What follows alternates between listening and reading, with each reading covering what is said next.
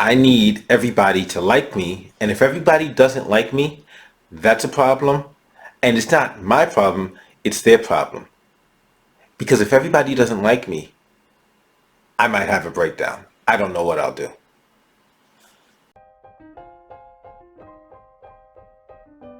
Welcome to Escaping the Echo Chamber. Now, I'm not even saying that to make light of the people that feel that way, because there are people that feel that way. I'm saying that to highlight the absurdity to people who don't feel that way.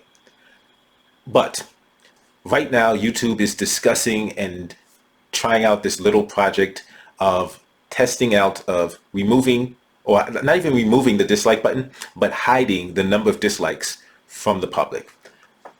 And they're saying that they're doing it because certain creators feel that they are negatively impacted by the dislikes, by seeing the number of dislikes. And that's what YouTube said. In fact, so let's just take a look at specifically what YouTube said, because their reasoning as to why they're doing it, and their reasoning as to why they're doing it, and then the actual what they're saying they're going to do with the policy doesn't seem to quite line up. It seems like there's a disconnect there between their purported reasoning of why they're doing it and what they're actually going to do about it. So if you take a look at YouTube's tweet, it says, in response to creator feedback around well-being and targeted dislike campaigns. Now, number one, at first point I have to say is, YouTube, you're not their therapist.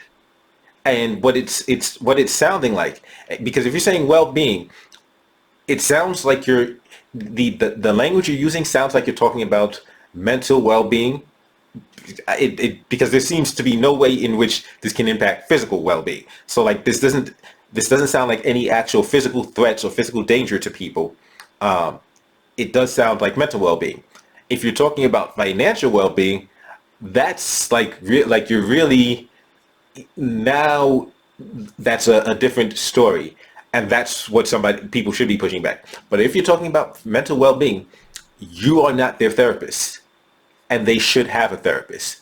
But let's continue. In response to creator feedback around well-being and targeted dislike campaigns, we're testing a few new designs that don't show the public dislike count. If you're part of this small experiment, you might spot one of these designs in the coming weeks. Example below. Then they say, creators, you'll still be able to see the exact number of likes and dislikes in YouTube Studio. For viewers, if you're in the experiment, you can still like or dislike a video to share feedback with creators and help tune the recommendations you see on YouTube. So this is what I'm talking about. Like, here's why it doesn't seem to make sense. Because if their mental well-being is being harmed by the dislikes, like if they still see them in YouTube Studio, like that's still, like, how does that not protect them from their harm that this is supposedly causing them? And in that case, the problem isn't the dislikes. The problem is their internalization of being disliked. So let me give you an example. Just in the world, dealing in this world every day, not everybody's going to like you. Not everybody needs to like you.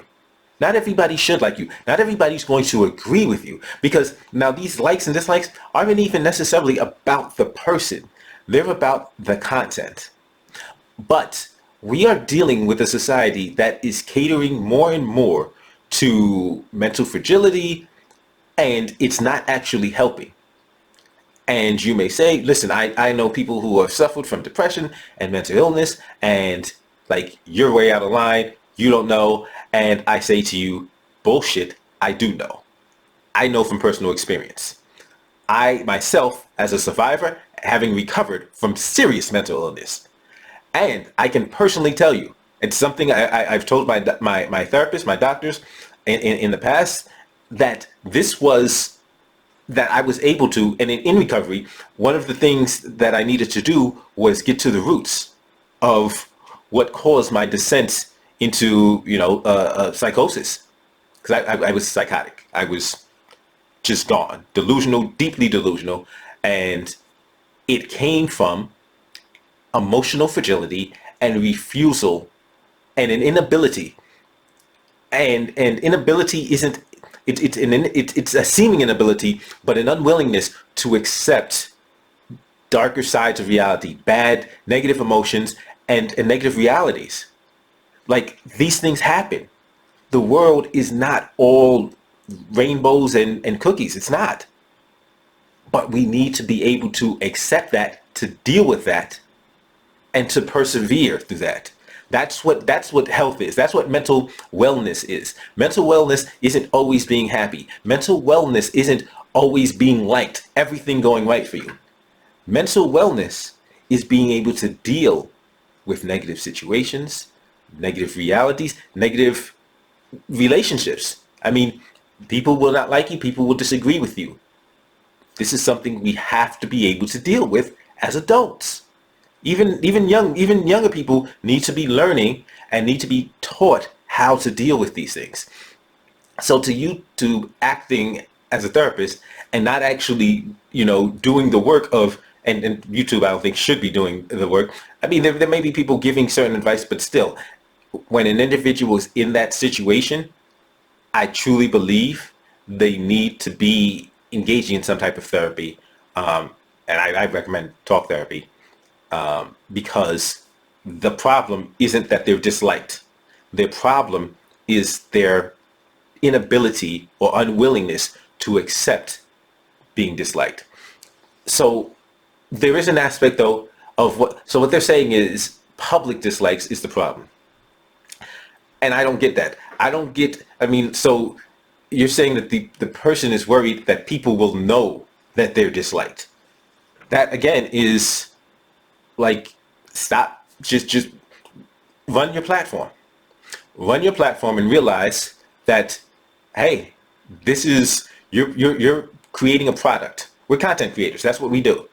We create content and we get feedback on our content, and people, the public, should be able to see what the feedback is on our content.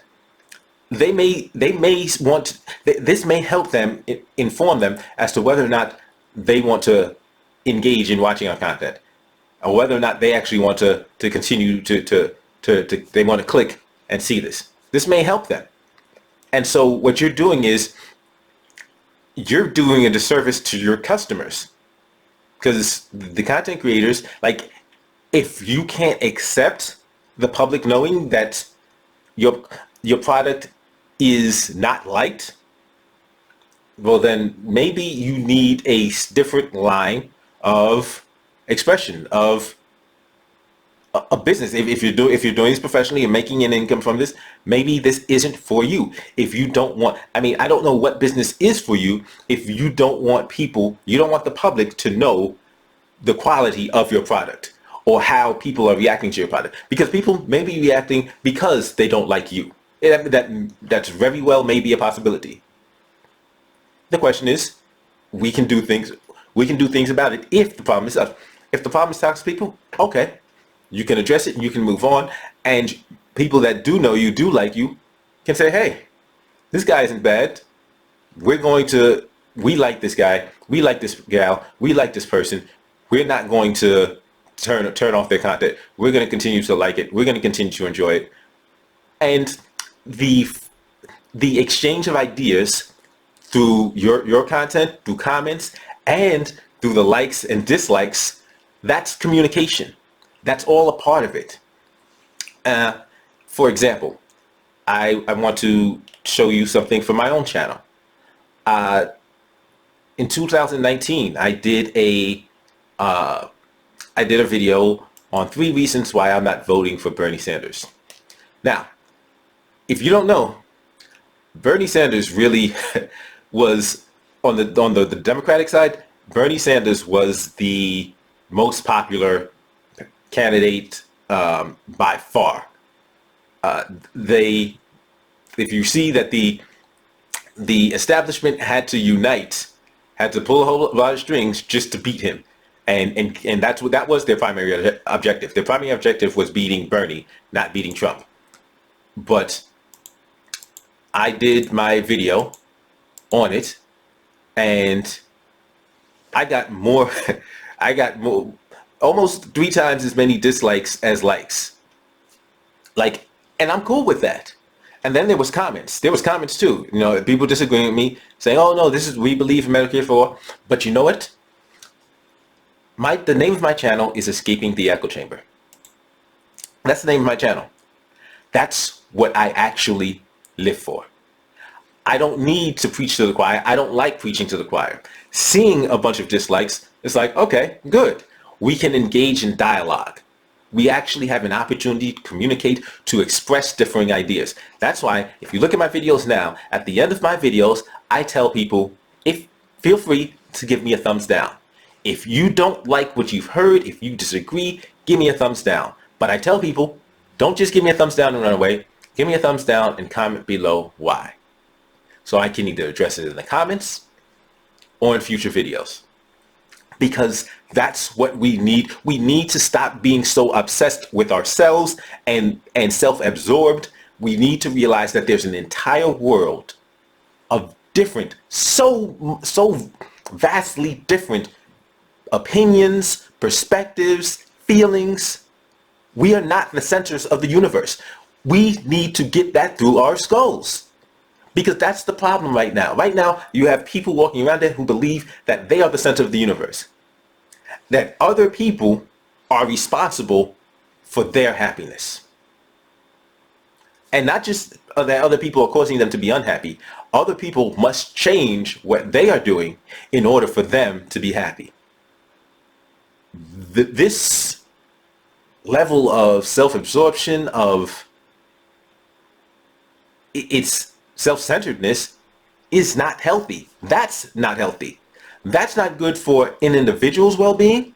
That's not good for society's well-being. An entire society of self-absorbed assholes, because that's what we are. If we think everybody should think and accept us, like what we like, dislike what we like, and if they don't, they're an evil, horrible person. That's a horrible society.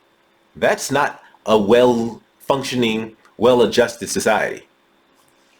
But what was really heartening was that there were so many responses to YouTube's tweet. And I'm quite sure people have done videos as well. I'll be checking out some of those later on. I might not even, depends on how much more input we need to provide to this. But yeah, I mean, there were other people that just responded, and it was like, okay, thank you. It's the people just saying hitting some really important and logical points. So Gothix, she responded and she says, "I feel this is just an excuse for creators to avoid negative criticism on their videos. Because how would you differentiate a dislike campaign from viewers legitimately disliking content? It's like a business deleting negative reviews in order to sway public opinion." It's a perfect example. Like, this is what I'm talking about. Like, that's like, now you're not giving people the opportunity to have the information that they want when they're sampling a product. Like, give people the opportunity to say, you know what? Oh, this may, like, they can look at that video that I did and say, oh, 10 dislikes. Okay, I see where this is headed. I don't even want to listen to it. But of course, in my case, it was and here's what I think, because there could be a dislike campaign for like if you look at my video, 3 reasons I'm not voting for Bernie Sanders. Bernie people, Bernie bros, Bernie supporters will automatically see that and know that I'm of an opposing opinion, which is cool, and they can automatically go, I don't like this. They can say, hey, I want to see this video because I know I'm going to disagree with him and I want to tear his arguments apart. I welcome that. Like, for real, we should be welcome to that. We should be open to that, not just as content creators, but as people. We should realize that everything we believe isn't necessarily right. Because a lot of us haven't actually done the work behind forming these opinions. A lot of us just just feel a certain type of way and form opinions based off that. But even if we do have well thought out, logical opinions, then we should have no problem discussing them intelligently with people who have intelligently thought out opposing opinions. That's part of life. That's part of growth. And that's why, like, that's what my show is called, escaping the echo chamber. Not just being around everybody that agrees with you. Because you won't grow like that. You won't ever see other perspectives. And you will be convinced of your own righteousness, your own magnificence. And you could be just an utter idiot. But if you always surround yourself with the exact same voices, what do you learn? Nothing. Somebody else pointed out, but the creator can see how much dislikes are in that video. The negativity can still be seen by the creator and won't change anything for him. That impact that you're talking about will continue, but viewers won't see. And so, I mean, this is, like I was saying, that doesn't seem to really work in, if your argument is mental well-being, it seems like you're being less than completely forthcoming. You're not being actually honest about why you're doing this. Because mental well-being, if the person is still seeing this, like, doesn't that affect their well-being? Because I don't understand why the public not seeing the dislikes is somehow more damaging to their well-being than them being aware of their dislikes. It actually seems like you're covering for bad products, which is sketchy, which is definitely sketchy. So like this gentleman says, how will viewers quickly be able to know the general rating of the video and whether or not they should invest time into watching something? Time is valuable. Bad decision, dislike, you know? So YouTube responds, viewer feedback is an important part of YouTube, but we've heard from creators that the current experience can negatively impact their well-being. And they keep using the same language. Like be more specific, because you're saying the same thing over again, but you're not actually explaining it. That's why YouTube is looking kind of shady right now. We also know that public dislike counts sometimes motivate targeted campaigns of dislikes on some videos. So be it. Let it be known that there's a large number of people who feel a certain way. Cool. If that's the case, cool.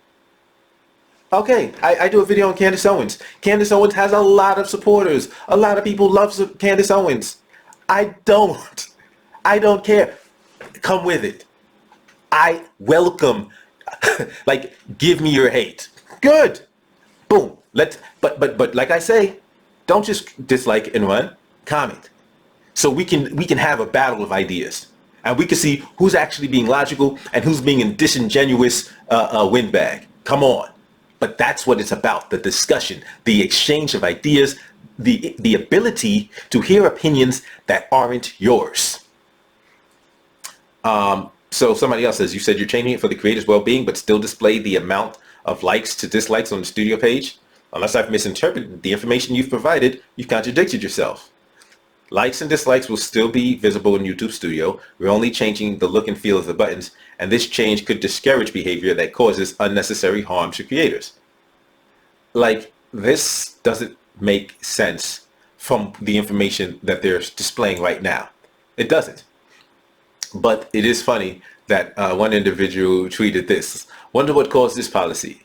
And if you look at it, like, yeah, but I remember seeing some screenshots of Biden's, speeches or whatever, and I think it was in the inauguration as well.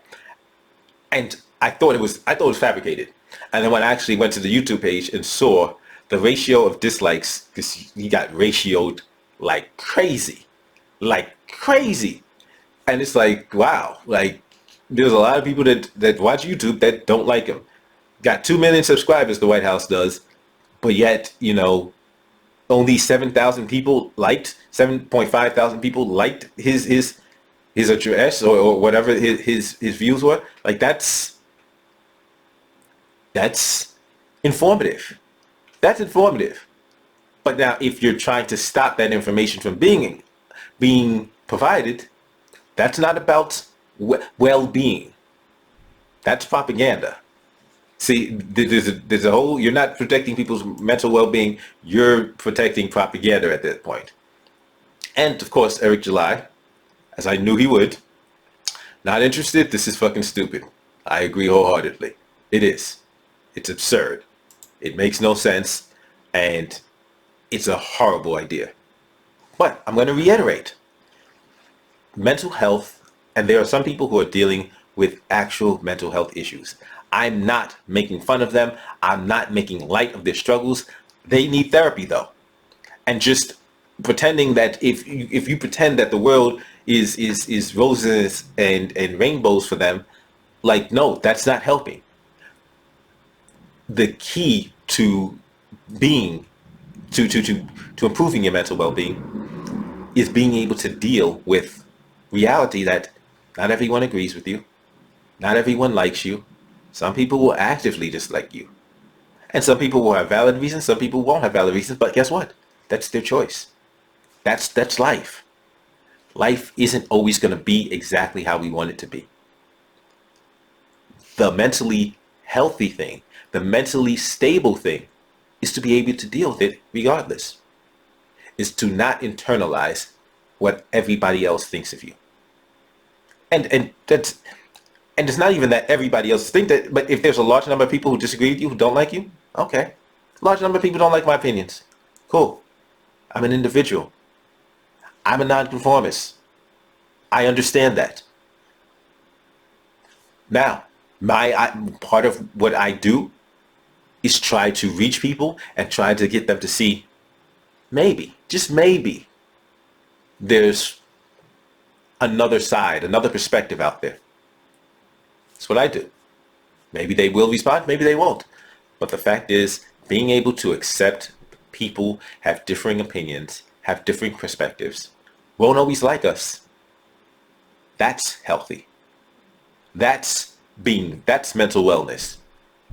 Hiding from anybody who has a different opinion, that's not mental wellness. That's not well-being. That's not stable. But like I said, this is looking less than it's being about really the mental well-being, even though that word seems geared to give that impression.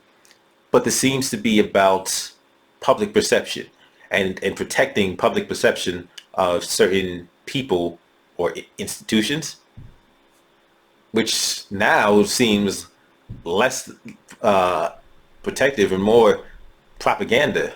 It's not about protecting. It's about, protecting propaganda. That's what it sounds like. But I'm going to definitely stay on top of this.